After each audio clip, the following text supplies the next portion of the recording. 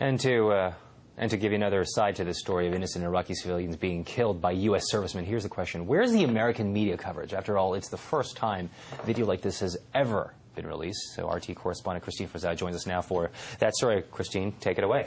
And this video was released just yesterday at the National Press Club, and I was there. And I should mention at least that there were several media outlets there. So everyone sort of thought it was important, at least enough to check out. But throughout the day, when you're watching the placement of this story and the placement of this video, in terms of some other stories, it was pretty interesting just how they viewed this video's release. It's the first video of its kind ever released to the public. Given by an unknown source to Wikileaks.org, it shows the view from two Apache helicopters and many times shows the pilots begging to engage or open fire on the people below. During part of this attack, a photojournalist for Reuters news service, along with his driver, are believed to be carrying weapons, even though they're actually carrying their cameras. They and 10 others are attacked and killed.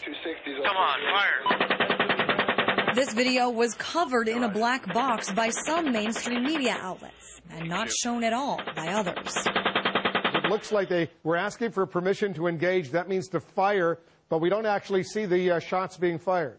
We do not, Wolf. Out of respect for the families of the two Iraqi employees of the Reuters news organization that were killed in this, we are not showing, after the video that you just saw here. They will tell you they're trying to protect the families. But what they're trying to do is protect their licenses from complaints to the FCC. But since the attack happened, the families of the men killed have been wanting the truth to come out. A bunch of bodies laying there. This is all about not offending the viewer and not giving the viewer more than they can handle. I wonder if we saw the coverage that we saw from the Vietnam War today, would we sit for it?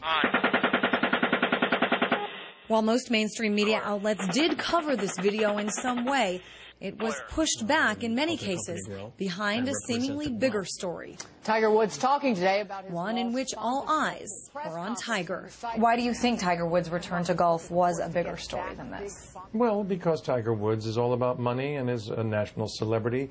You can still say the word Michael Jackson and 3 photographers will line up. So celebrities are here to stay. But what's to expect for more videos like this one? I just drove over a body. The media attention is going to shift to the fact that we're not covering these things, and somebody has films. And Cedric, WikiLeaks has confirmed that they do have their hands on other videos that they plan to release in the future. They say at least one of them was from an incident and possibly another cover-up by the Pentagon that took place in Afghanistan. What, so you weren't so crazy about the whole Tiger Woods story at all? Well, I mean, you know, I guess it's important to tell, but... Right. Well, let's just leave it at that. The fact that this took place in 2007, this is old video we're talking about, and this is, in some ways, in some respect, this is kind of old news. But do you think that plays a factor in this at all?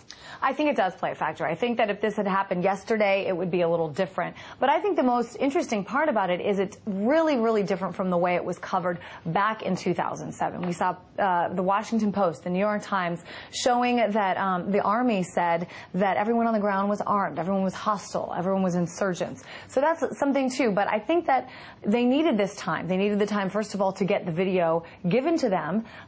They needed to encrypt it. They needed to get a lot of confirmation that, in fact, this was an authentic video. And then they needed to provide analysis before they could release this. Christine, a lot of people they are not really familiar with WikiLeaks.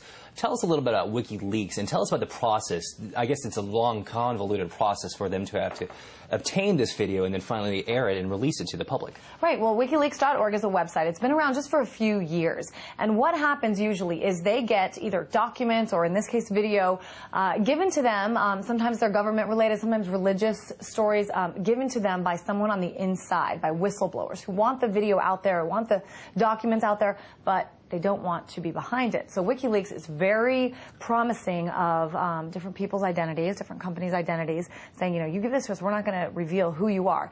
They put it on their website, and usually they think that they're doing it for public good. So that's what the website's all about. But again, they have a lot more that they say is coming ahead. Okay, Christine, I had another question, but we're going to have to wrap up at this point. Thank you so much for joining us. Thanks a lot. Good job.